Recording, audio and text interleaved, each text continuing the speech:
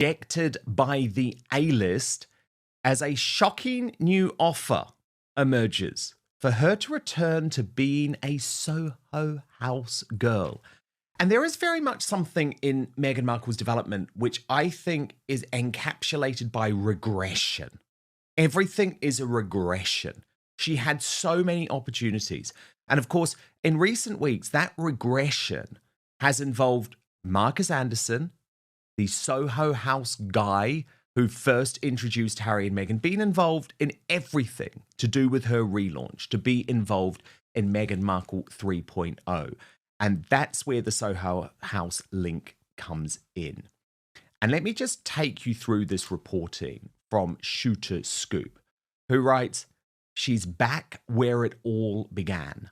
Shooter Scoop can reveal that Meghan Markle has been offered a cushy new position as global ambassador for Soho House, the ultra-exclusive members club, where she famously had her first date with Prince Harry. It's a full circle moment, an insider dishes. Soho House was her sanctuary long before royalty.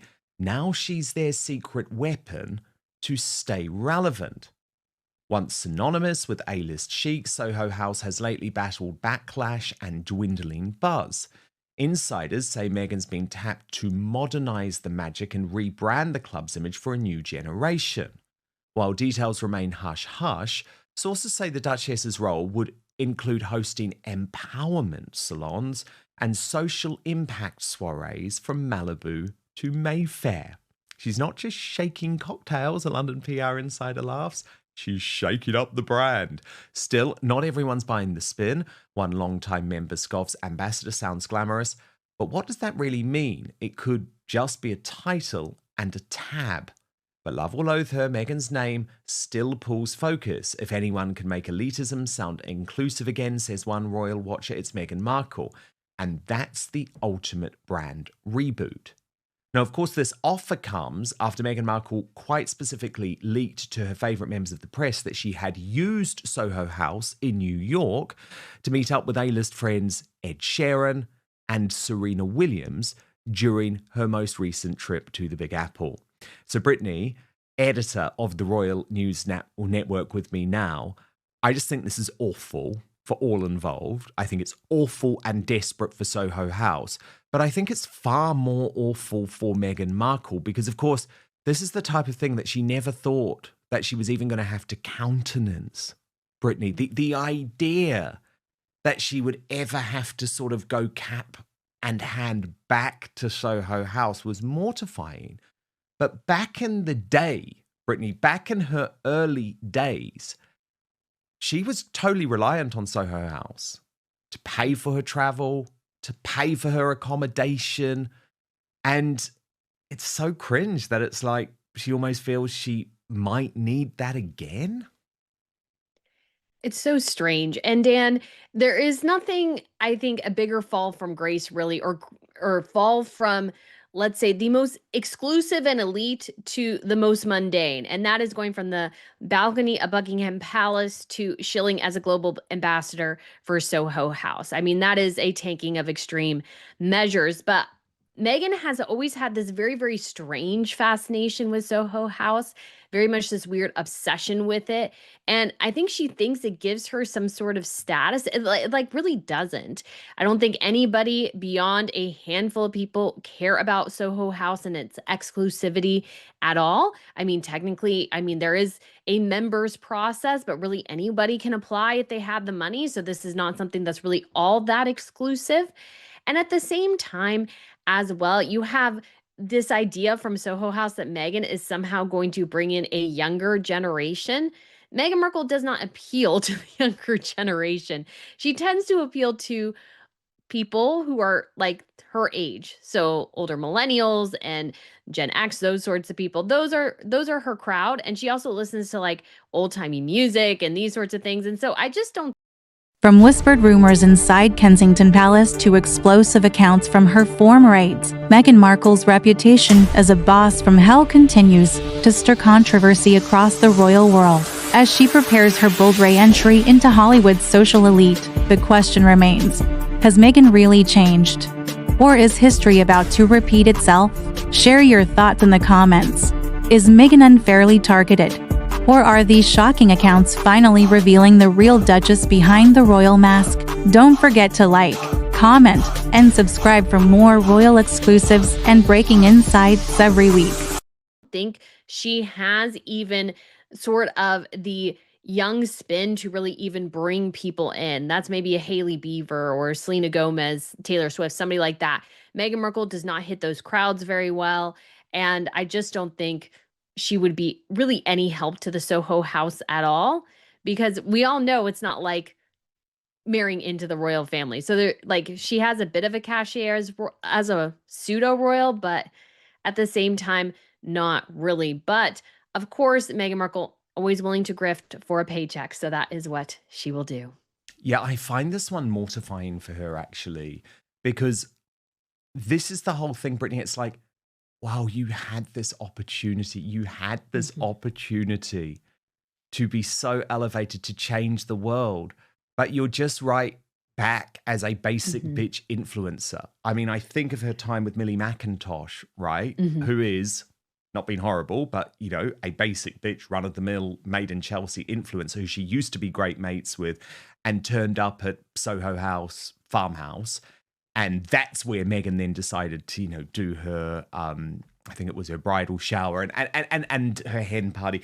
But there's something so sad about this. It's like Soho House is just so meaningless. It is so yesterday, but it's not even about that. It's like, you could be doing so much with your life, but this is where you've ended up. There is almost something, though, sort of that's running parallel between their two brands as well, though, Brittany. It's like these are brands past their peak, as you say, aging, and just not cool anymore, and probably impossible to ever be seen as cool. Yes, and you would have to sort of revamp, I would guess, Soho House's branding overall to maybe make it more appealing to the younger generations. But people are moving in different directions at this point. Even influencing overall is sort of seeing a decline because people are sort of recognizing and becoming aware that most of this stuff, like Harry and Meghan's pumpkin picking, is just fake. It's just there for the cameras, and that's it. It's just play acting so that you can get content. And I think people are wanting more out of the people who they follow. They want something more interesting. And Meghan Markle is just not that person. At her heart of hearts, Meghan Markle is shallow, vain, and vapid. That is always who she's been.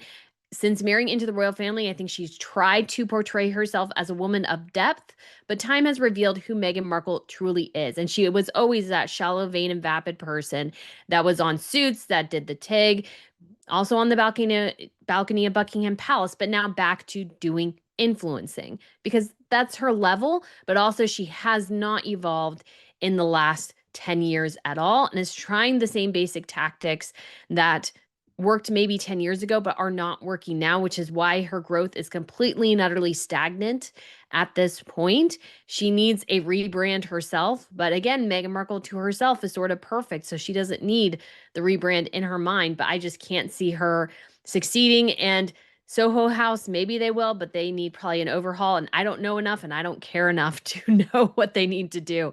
But they're both fading brands. And I think they definitely had that in common with each other. Once a Soho House basic bitch, always a Soho House basic bitch. But look, this reporting from News Nation won't please Meghan at all either. It's from their very well-connected royal insider Paula Frolic, who reports Meghan and Prince Harry snubbed by A-listers. This is what she reports, Brittany. Meghan and her hubby, Prince Harry, may aspire to be Hollywood royalty, but the A-list isn't interested.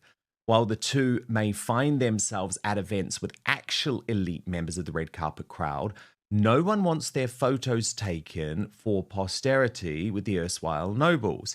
A-listers snub Meghan, Prince Harry. At last week's Fortune Most Powerful Women Summit, Meghan gave a garbled speech in which she talked about financial independence, the evils of social media, and despite neither her nor Harry seemingly working very hard, the importance of work-life balance.